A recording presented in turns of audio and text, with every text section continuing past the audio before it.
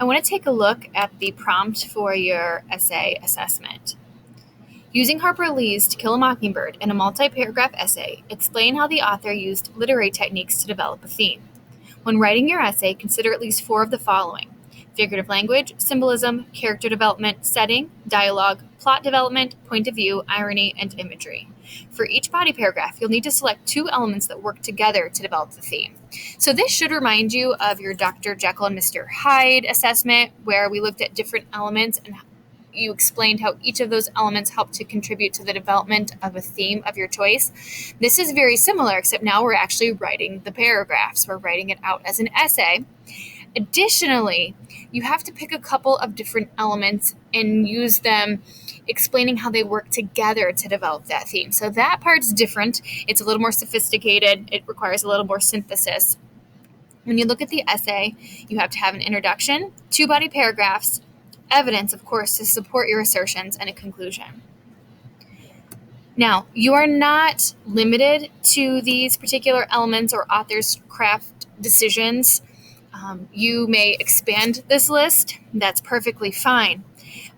But I really need you to make sure that you discuss how there's a cause and effect relationship between elements, or how one builds to create another. For instance, I might have some character development or character actions that then build up to a symbolic incident, and then I might explain the symbolism of the character actions or of the event. I might talk about how setting impacts character development, and then how that character development develops the theme. So you have to pick a couple of elements and discuss how they interact with one another to then develop the theme.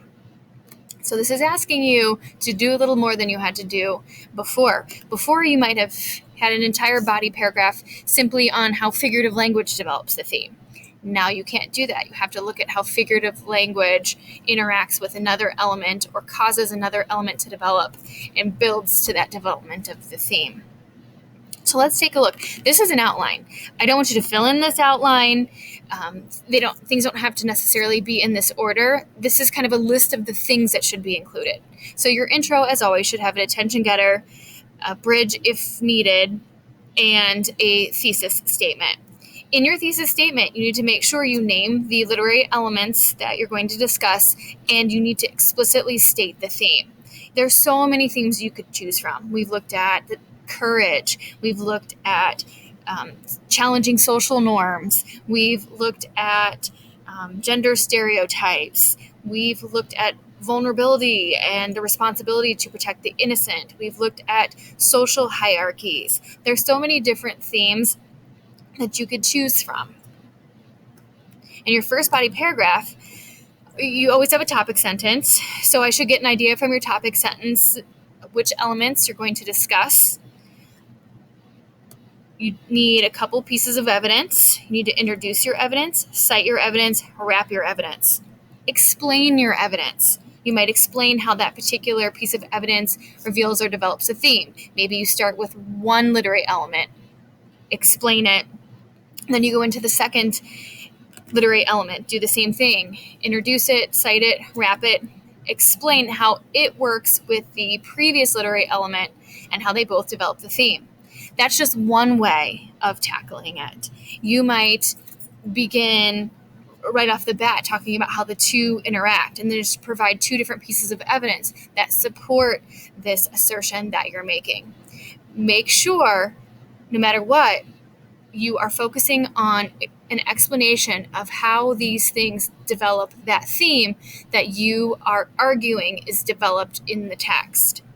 You're going to do the same thing with your next body paragraph 2. You need the same kinds of the same kinds of elements. You need to have cited, wrapped, explained evidence. You need to explain how the evidence is showing the development of theme. You need to explain how the elements interact with one another to develop the theme.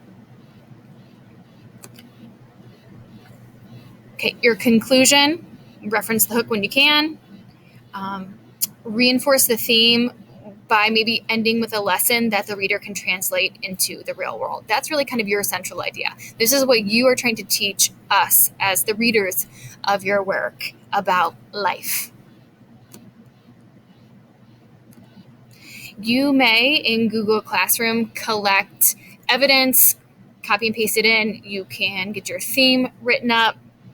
You can have all of that ready to go. I'll put a blank document in Google Classroom with this post so that you can gather things before you have to write the essay. Please come prepared tomorrow with any questions you have about the essay.